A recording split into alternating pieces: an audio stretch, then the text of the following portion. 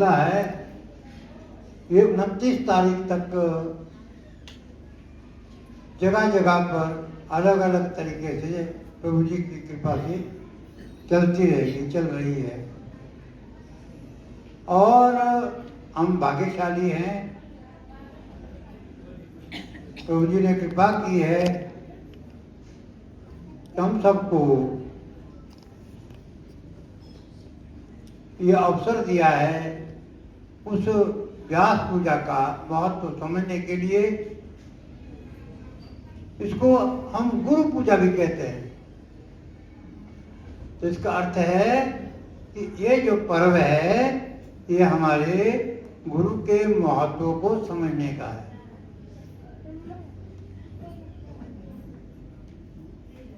संगत बहुत दूर दूर से आई है, बड़ा कष्ट उठा करके आई है, प्रभु जी की प्यास को बुझाने के लिए आई है। और ये प्रभु जी की बड़ी कृपा है, उनको संसार के आकर्षण से खींचकर अपने चरणों में लाया है। उन सभी को ये सौभाग्य प्रदान किया प्रभु जी ने, बधाई के पात्र है।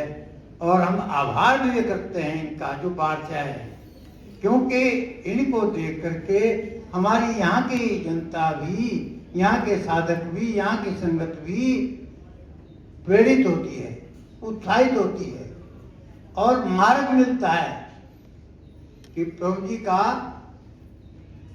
विस्तार कितना है, योग का प्रचार कितना है।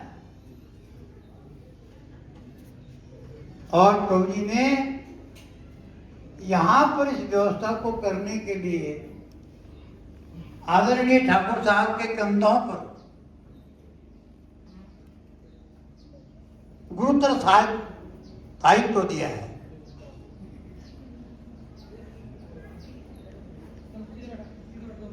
और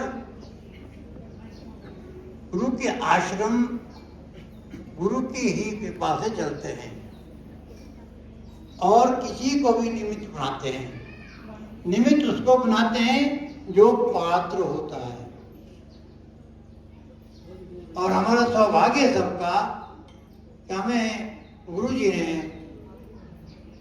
एक ऐसे पात्र के आगे ये दायित्व दिया है जहां से हमको प्रेरणाएं मिलती रहेगी। व्यास पूजा और योग, ये दो बातें जरूर जाननी चाहिए।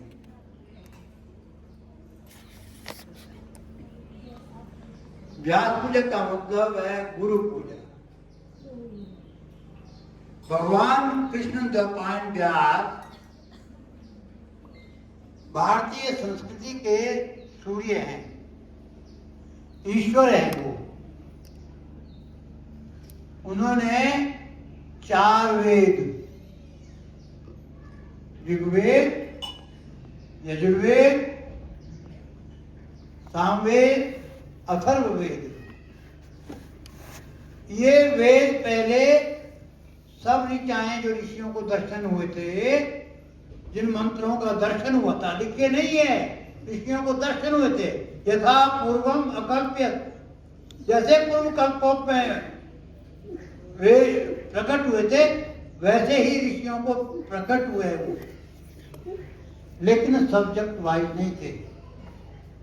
उसको सब्जेक्ट के हिसाब से हमें जो किया है ये थे व्यास जी के। जैसे ऋग्वेद में लगभग 10,000 मंत्र है और 10,000 मंत्रों में स्तुति है। ईश्वर की स्तुति के अलावा 5 महा जो पूजनीय देव है, वो पूजनीय देव प्रकृति के जो स्वरूप है। पृथ्वी है, पृथ्वी देवी, पृथ्वी माता, वरुण देव, जल देवता, और है ये आपके वायुदेव, अग्निदेव है, वायुदेव है, और अंत में 5 आकाश देव है। ये सृष्टि में इनका जो संतुलन है, अगर ये नहीं बना होता तो हम थोड़ा भी असंतुलन बिगड़ जाए तो हमारा सारा गड़बड़ हो जाता, सृष्टि में प्रलय हो जाता है। तो परमात्मा कैसे संतुलन बनाए हुए हैं? सूक्ष्म रूप में। ईश्वर को आज तक ना किसी ने देखा है, ना देखा जा सकता है। मूल प्रकृति को ना देखा है, ना देखा जा सकता है। मैंने जहां तक पढ़ा, मूल प्रकृति का अनुमान लगाते हैं योगी लोग भी, लेकिन उसका सेकंड जो स्टेप है मूल प्रकृति का, जिसको महातत्व कहते हैं, और व्यक्ति रूप से अहंकार कहते हैं उसको। प्रकृति का ये रूप जान जाते हैं साधक को कि सब कुछ ये अहंकार के कारण से सब हो रहा है। जिस दिन अहंकार से छूट जाएगा उस दिन वो वापस रिपोर्ट नहीं देगा वो योगी। फिर जिसने संसार को हमको ज्ञान दिया है, उन्होंने जिस जो अनुभव किया है वो दिया, लेकिन जब वो खुद वो हो जाता है, जो वो है जिसकी चल रही है ये कृपा से, वो वापस नहीं आया, वो गया। हमें रिपोर्ट दिया है उन्होंने जिन्होंने देखा है। दृश्य मात्रम सर्वम माया, जितना दिखाई दे रहा है वो चाहे स्थूल माया है, वो चाहे सूक्ष्म माया है, वो चाहे कारण माया है। लेकिन इसको प्राप्त करने की सबसे बड़ी जो साइंस है वो है योग। और योग में सबसे बड़ी बात है कि हमें इस पर विश्वास करना चाहिए कि भाई एक ऐसी सत्ता है जिसके सारे अनंत अखंड ब्रह्मांड चल रहा है। अनंत सूर्य, करोड़ों सूर्य चल रहे हैं, अनंत जीव चल रहे हैं। यहां तक कि सूर्य लोक में भी जीव रहते हैं। गुरु जी ने लिखा है कि सूर्य लोक में जो भी जीव हैं वो जैसे भी हैं प्रभु, उन जीवों को आप उनको भी सदगति दे, उनको भी शांति दे। विनय कांड में आप परम पढ़ते हैं। तो इसका अर्थ ऐसा नहीं है कि वो हाड़ और मांस के योग है वहां। तो इतना विकराल है, तो हमको कोई ना कोई ऐसा शरण चाहिए जो हमको रास्ता दिखाए। और भाग्यशाली होते हैं वो आत्माएं जिनको गुरु मिल जाते हैं, और गुरु में भी योगी गुरु। क्योंकि सभी शास्त्रों में सबसे जो माना जाए प्रैक्टिकल रूप से, कहते हैं वो है योग। अच्छा भाई, जब गहराई में जाकर के हमको उसको सरलता से होना चाहिए कि हम पहले तो ये देखे कि भाई वो हमको क्यों नहीं उस तत्व को प्राप्ति होती, उस सूक्ष्म प्रकाश को या सूक्ष्म अंतर अनंत जो नाद आता है, अनहत नाद, और भी जो चीजें आती है, लेकिन हमको क्यों नहीं हो रहा है? ये स्टार्ट होता है हमारी श्रद्धा से, हमारे विश्वास से। अटूट विश्वास होना चाहिए। 3 चीजें याद रखने लायक है सभी को, हम लोगों को। गुरु जी ने कहा है, पहली चीज क्या है कि वो है जिसकी शरण में मैं हूं, वो भी सारी सृष्टि का मालिक वो है, मैं भी उसकी शरण में हूं। वो है और मेरे साथ है, मेरे को संभाले हुए है।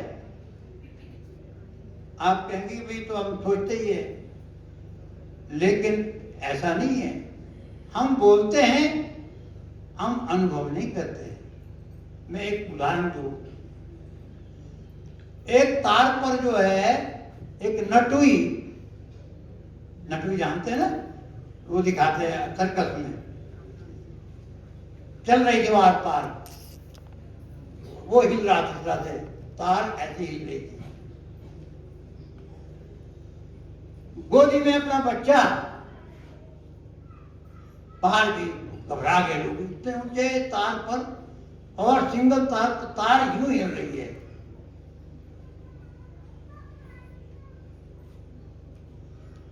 तीन चार चक्कर लगा दिए कि भाई आप विश्वास करते हैं कि भाई मैं इसमें कामयाब हूं? कौन कौन विश्वास करते हैं? सबने हाथ खड़े कर दिए कि हमको पूरा विश्वास है कि आप इसमें ट्रेंड है, आप जानते हैं कि भाई ये बच्चे को नहीं गिरा पाएगी। बड़ा हाँ बिल्कुल, देखो आप 4-5 दफा चक्कर लगा दिए, हमको विश्वास है कि आप इस बच्चे को नहीं गिराएंगे। किस किस को विश्वास है? सबने कह दिया हमको विश्वास है। अच्छा भाई ये बताओ अपना बच्चा कौन देगा मेरे को, ताकि मैं इस पर आवाज पार चला सकूं? एक को कहा, दूसरे को कहा, तीसरे को कहा, सब मुकर गए। हमारा विश्वास ऐसा है, नमकीन हल्का सा नमक, सौता पानी जैसा, अटूट विश्वास नहीं है ईश्वर पर। ये सबसे बड़ा कारण है कि हमकी अटूट श्रद्धा जब तक नहीं होती है, जब तक हम समर्पण नहीं होता, तब तक प्राप्ति नहीं होती है। इसलिए इस बात को दृढ़ करना है। ये क्या दृढ़ करना है? कि वो मेरा मालिक मेरे साथ है और मुझे संभाले हुए है, संभाले हुए है, हम जाने या नहीं जाने। पहली बात। और दूसरी बात क्या है? दूसरी बात है कि भाई मैं तव शरणम, तव शरणम, मैं तेरी शरण में हूं, मैं तेरी शरण में हूं।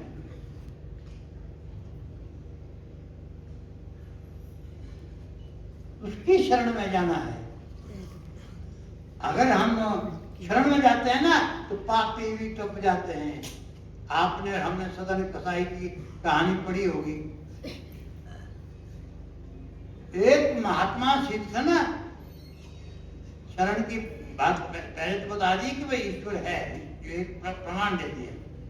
दूसरा सुनिए शरण का।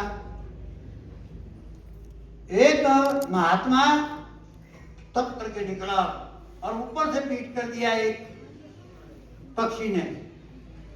कहते मेरे जैसे तपस्वी के लिए कहते इसने पीट किया, चाक एकदम नीचे गिर। हाँ भाई मेरी सिद्धियत तो है, शक्ति तो आ गई, अहंकार उभर गया ना, जो प्राप्त हो गया थोड़ा सा। वहां से घूमते आगे निकले, आगे तो सती सात्वी साधु एक पत्नी के यहाँ, वहां पर जो अपने पति की सेवा कर रही थी, बाहर से आवाज देती भिक्षाम देवी। बड़ी देर करती, कहते आपको पता नहीं मैं सिद्ध पुरुष हूं, आप नहीं जानते, मैं अभी ये कहते भस्म कर सकता हूं। अरे कहते हैं योगी साधु, वो मैं चिड़िया नहीं हूं जिसको तने वहां जला दिया था। हैरान हो गई, हो गया वो, मैं वो चिड़िया नहीं हूं। फिर तो हाथ जुड़े, कहते ये मेरा अहंकार हो गया था। चलो कोई बात नहीं। अगर कहते हैं इससे ज्यादा ज्ञान चाहना है तो कहते हैं आगे एक कसाई रहता है, मांस को तोड़ता है, मांस उसके मांस वाले के पास भेजेंगे, जो काटता है मांस बांटता है तराजू में। तो महात्मा जब वहां गया, मांस तो काटा ही, मांस तो बांटा ही, साथ में वहां पर शालिग्राम रखा हुआ बट्टा, बट्टे के बदले भगवान शाली। अरे मेरे भगवान यहाँ पर कहते लुढ़क रहा है, ये कहते हाथ जोड़ा, कहते मुझे देंगे आप ये जो आप तोड़ रहे थे, मेरे भगवान है, मालिक है, कहते भगवान है। वो सीधा सच्चा ले लो, कहते कोई बात नहीं। सदन कसाई का और रात को उसको आगे महात्मा जी को सपन, अरे मेरे को वहां से क्यों लाया पगले, मेरे यहाँ आते हैं नहीं तेरी पूजा में। उसने वहां घर में सफाई की, खूब दूध खीर गौत से सफाई की, खूब बढ़िया पूजा की, बहुत बढ़िया आरती बहुत बड़ी। फिर क्या हुआ, तो उसके बाद में बड़े प्रताप कहाँ जाएगा, कहते मैं बनारस ले जाऊँ आपको, तीर्थों पर ले जाऊँ, कहाँ ले जाऊँ प्रभु, आपके लिए मैं सब कुछ कर सकता हूँ। कहते मुझे उस कसाई के पास ले जाए। देखो भगवान के लीला कैसी होती है। जब आप पिछला आते महाराज के कुछ और चाहिए आपको महात्मा जी, और नहीं चाहिए जो ये है नहीं, ये कहते ये नहीं मान भाई, कहता है कि वापिस, कहते मैं तो वहीं कुछ हूँ, कहते भगवान ही है बड़ा। हाँ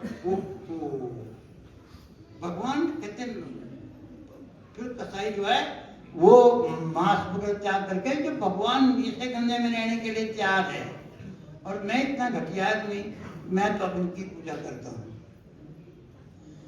और भगवान जगन्नाथ के रूप में मानते थे वो, जगन्नाथ भगवान के स्वरूप में कहते हैं भाई बाजू नहीं है।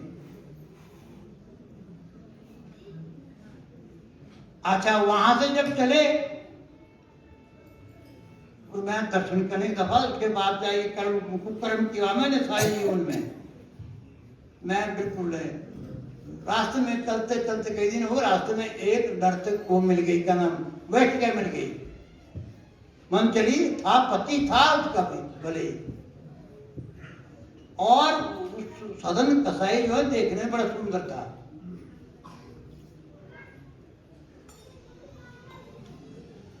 मोहित हो गई,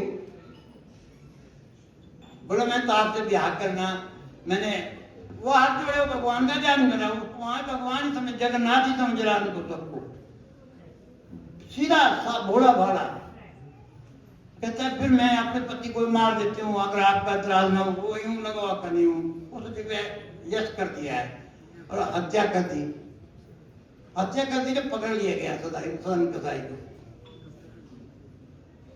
बड़े राजा ने सारी जनता आई, बड़ा अनर्थ करते हुए, ये तो अजीब आदमी है, इसने ऐसा कर दिया।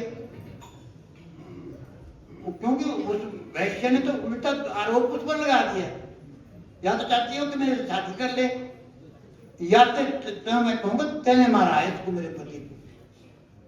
और सब जो ना कसाई के खिलाफ हो गए। वो ईश्वर भगत के ऊपर कैसे कैसे उठाते हैं। जब वहां से राजा आया तो राजा को कहा तेरे को तो फांसी होगी। बोला भाई कहते जो फांसी होता है उसकी एक इच्छा तो मानी जाती है। बोले मुझे एक बार भगवान जगन्नाथ के दर्शन करने दो, उसके बाद आप मुझे फांसी दे दो। बोले यार सुन लेते इसकी बात, पर नहीं ना इसको नहीं, पब्लिक ने कह दिया इसको छोड़ना ही नहीं है, तब क्या करना। बोले इसके हाथ को काट लो, बोले उसके दोनों हाथ काट दिए गए। बोला आप जा, किताब किस काम का है, कहते वापसी में कहते इसको दंड दे देंगे मृत्यु का। और वो कहते प्रभु मैंने जो पाप किए ना निवारण कर दिया आपने, कर दिया आपने। तो चलते रहे आगे। जगन्नाथ महाराज के जहां से दर्शन शुरू होने थे वहां पर लाचार हो गए बेचारा। अंदर से आवाज आई मंदिर से पुजारियों को, जाओ कहते एक मेरा भगत कहते तड़प रहा है, उसको ले आओ, पालकी लेगा, पालकी में पालकी लेके। बोले कौन है, कई बोले जी मैं सबसे बड़ा भगत हूँ, मैं तो लंबा पड़ कर आया है यहाँ तक। कोई क्या मैं इतने दिनों से भूखा हूँ, मैं हूँ असली भगत। वो कहे आपके तुम आज बहुत भगत हो गए महाराज। प्रभु कहते हैं जिसके बुझाई नहीं है कहते वो है मेरा भगत। जब वहां से उनको लिया गया तो कहते अब क्या करूं भगवान, तेरे को कैसे कुछ करूं, उसको ये दुख नहीं था, ये तो मेरे पाप थे ठीक हुआ, लेकिन मेरे प्रभु जो है मैंने तो गले मिलना था अपने प्रभु से, छाती में लगाना था, जो कि मास के टाइम भी मेरे साथ रहे। अब क्या करूं, जो भी होगा। अंदर गए और ऐसे चिपक गए। देखो बाजू कहते हैं सरने साई के बाजू लग गए। ये क्या है? ये दूसरी शरणम शरणम, क्योंकि ईश्वर पर विश्वास था अटूट। क्या हम सदना साई की तरह हम कितने विश्वास रख सकते हैं? कभी नहीं रख सकते। ये है ही नहीं है हमारे अंदर। और ना हम नटवी की तरह जो है अपने बच्चे को दे सकते हैं ऐसे रिस्क में, ना हम शरण कर सकते हैं, सिर्फ बातें कर सकते हैं, पूजा कर सकते हैं। इसलिए ये कंप्लेंट क्यों करें कि प्रभु आप आते क्यों नहीं, देखते क्यों नहीं, मोरों को तो हमने क्यों दे रहे। लास्ट के तीसरी बात जो याद करनी है कि प्रभु पहली बात तो ये है कि आप हैं और मेरे साथ हैं, मेरे साथ दे रहे हैं। दूसरा है कि मैं शरण में हूं आपकी, यह मेरी भावना दृढ़ बनाओ, मैं शरण में ही रहूं। मैं मुतिया, कहते मैं कुतिया श्री राम की, मुतिया मेरा नाम, गले राम की जेवड़ी खींचे चाहूं। ऐसा समर्पण प्रभु बनाए रखना। मेरा अहंकार जो है ना वो नहीं मान रहा है, वो बीच में दरार डाल रहा है मेरे में। अब इसके लिए क्या करो प्रभु कि अब रास्ता तो बहुत लंबा है, अभी तो कहां से आया हूं, कितना हजारों जन्मों को लेकर के धक्के खाते हुए किन किन योनियों से आया हूं, अब पता नहीं क्या आगे होना है। अब उसका तो एक ही बात है, तीसरी बात है प्रभु राह दिखा, मेरे राह, मुझे राह दिखा। हर टाइम तू राह दिखाएगा, नहीं तो मैं भटक जाऊंगा। अगर ये तीन मंत्र हम अपने अंदर रखते हैं, या कि प्रभु है, स्वीकार करता हूं, हृदय से करता हूं, आत्मा से करता हूं, शरण में हूं, तेरी तू जाने लगे करना चाहता है कर, चाहे मेरे हाथ काट दे, चाहे जब मेरे को मार दे, चाहे जो मर्जी कर ले, मैं तेरा हूं, तू मेरा है, मैं तेरा हूं। दूसरी बात ये। तीसरी बात है प्रभु मैं अनजान हूं, राह बड़ी लंबी है, डगर है, मुश्किल कठिन सफर है।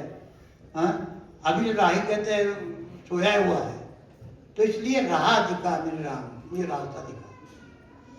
अगर इन तीन बातों पर हम चलते हैं तो योग हमारा यहां से शुरू होता है। क्योंकि हमारे ये शत्रु है, गीता मालिका में सबसे बड़ा शत्रु तो काम है, कामना है, इच्छाएं, हम उनको नहीं छोड़ पा रहे। मैं एक दृष्टांत सुनाता हूं, पुष्टि होती है इसी से। शास्त्रों में जो है योग कितना, हठ योग कितना है, प्राणों के कितने धर्म में कितने प्राण है, 72 प्रकार के प्राणों का वर्णन है शास्त्रों में। इस जमेले में तो यार में लगेंगे।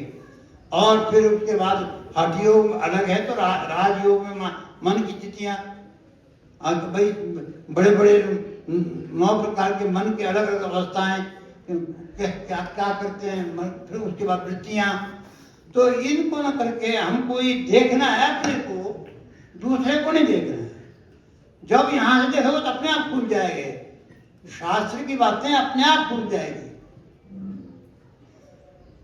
एक दफा एक महात्मा सुबह 4 बजे उठ करके गंगा किनारे जाता था और बैठ जाता था। रास्ते में एक सेठ की कोठी थी, वो कोठी के पास एक चौकीदार जो है रोज देखता। ये महात्मा कहते सुबह 4 बजे जाता है, 9-10 बजे आता है, करता कुछ नहीं, वहां बैठा होता है। कई दिन तो वो देखता रहा, फिर पूछा महात्मा जी आप क्या करते हो, क्या करते? बोला यार तू ही बता, तू क्या करता है यहाँ? बोला मैं तो चौकीदार हूँ, बोले यहाँ पर बहुत खजाना है इसका, सेठ का, मेरे पर जिम्मेदारी। हाँ बोलो मैं भी चौकीदार हूं। बोलो वहां तो पत्थर ही पत्थर है, वहां काहे की चौकीदारी करता है? कहते बड़े अमूल्य हीरे हैं जिनकी रक्षा करनी पड़ती है, क्योंकि मेरे चारों तरफ जो ना वहां पर रहते हैं डाकू, वो कभी भी मेरे रत्नों को, मेरे हीरों को ले जाएगी। कहते हैं आप डाकू रहते हैं? हाँ हाँ।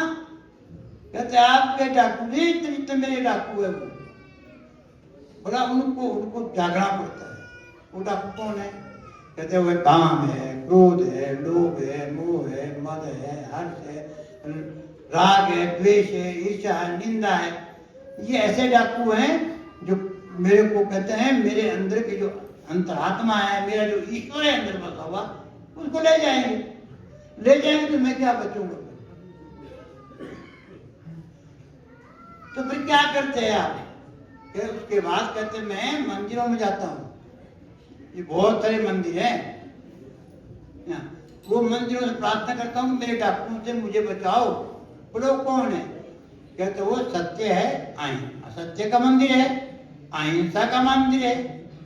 सत्य है, अहिंसा है, और शौच है, पवित्रता का मंदिर है। संतोष है, तप है, स्वाध्याय है, ईश परिधान है। ये यम और नियम जो है, ये 10 ये मेरे देवता है। और फिर आगे देवियां हैं, मैत्री है, करुणा है, मुदिता है, उपेक्षा है। ये योग दर्शन की बात बता रहा हूं मैं। ये मैं इनका जब आशीर्वाद मिलेगा, इनको बच्चाओं को मैं अपने अंदर, कहते हैं मेरे प्रभु मेरे पास ही रहेगा। जब मेरे पास प्रभु रहेगा तो मुझे क्या चाहिए? और यही सफलता है। तो जब ये साधना हमारी लगी रहेगी तो उसके लिए गुरु जी ने कहा कि 2 बातें, गुरु जी के शरण में लगे रहो, लगे रहो, लगे रहो। कहते कुछ आज, कुछ फिर कुछ फिर, संस्कार अपने आप जगेगा। और एक समय आएगा जिस राह में आप जा रहे हैं मंदिर में जरूर पहुंचेगा, ऐसा मेरे गुरुदेव ने कहा है। वो चरण महाप्रभु रामदास।